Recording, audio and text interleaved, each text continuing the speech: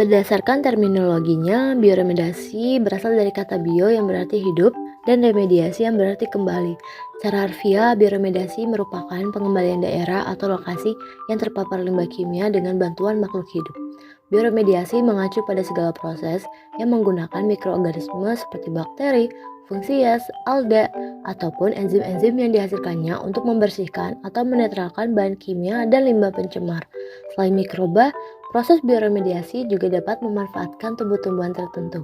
Tujuan dari bioremediasi adalah untuk memulihkan kesehatan lingkungan dari zat-zat pencemar berbahaya.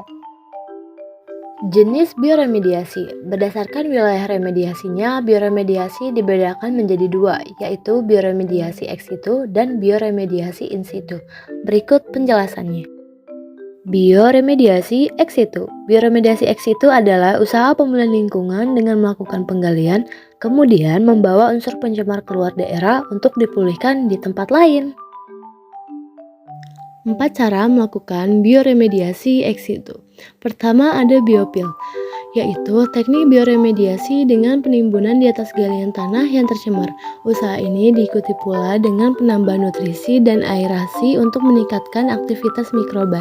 Ditambahkan juga sistem pemanas dalam teknologi biopil agar proses biodegradasi senyawa berbahaya dapat berjalan dengan lebih cepat. Dan yang kedua ada windrow, yaitu teknik bioremediasi dengan pembalikan tumpukan tanah yang tercemar.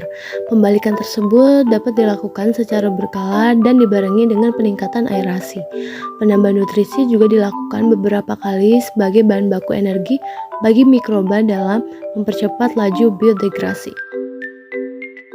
Dan yang ketiga ada bioreaktor, yaitu teknik bioremediasi dengan membuat sebuah tangki besar sebagai tempat terjadinya biodegradasi.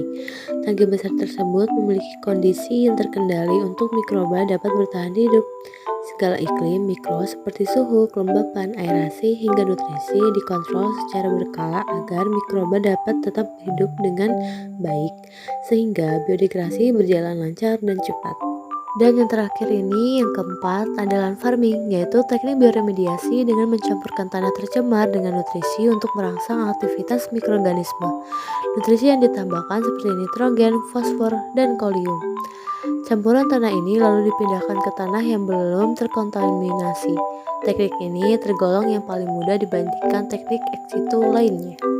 Oke, sekarang kita akan beralih ke bioremediasi in situ. Bioremediasi in situ adalah usaha pemulihan lingkungan secara langsung di lokasi pencemaran.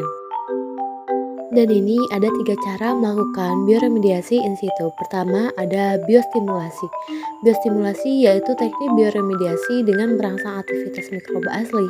Biostimulasi dilakukan dengan penambahan nutrisi, peningkatan kelembapan, dan pengaturan suhu lingkungan sehingga pertumbuhan mikroba dapat meningkat. Dan yang kedua ada biosparging. Biosparging yaitu teknik bioremediasi dengan menyuntikkan oksigen ke dalam tanah. Oksigen tersebut akan meningkatkan aktivitas bakteri aerob dalam tanah. Biosparging biasa digunakan untuk membersihkan minyak dan senyawa aromatik seperti benzene, toluene, dan naftalena dalam tanah. Dan yang terakhir, yang ketiga adalah fitoremediasi. Fitoremediasi yaitu teknik bioremediasi dengan menggunakan tanaman sebagai media pemulihan lingkungan dan polutan. Akar tanaman dimanfaatkan untuk menyeram polutan dan mengeluarkannya dari lingkungan.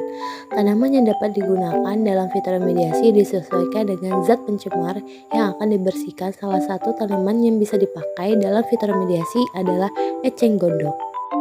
Dan di sini ada manfaat bioremediasi. Pertama dalam bidang lingkungan, yakni pengelolaan limbah yang ramah lingkungan dan bahkan mengubah limbah tersebut menjadi ramah lingkungan.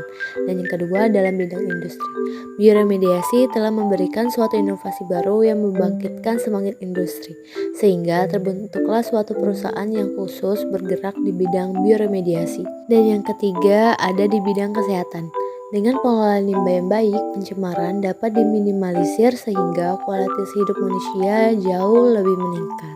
Dan ini adalah pembahasan terakhir, yaitu kesimpulan.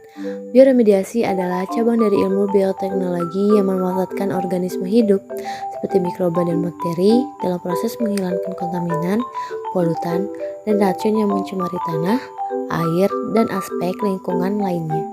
Bioremediasi mengandalkan stimulasi dari pertumbuhan mikroba tertentu. dengan memanfaatkan kontaminan seperti minyak, larutan, dan pestisida sebagai sumber makanan mereka dan energi. Beberapa mikroba tertentu dapat menguraikan patogen dan senyawa kimia toksik dengan cara mencernanya dan menghilangkan unsur toksik dengan mengubah komposisinya menjadi gas etana dan karbon dioksida.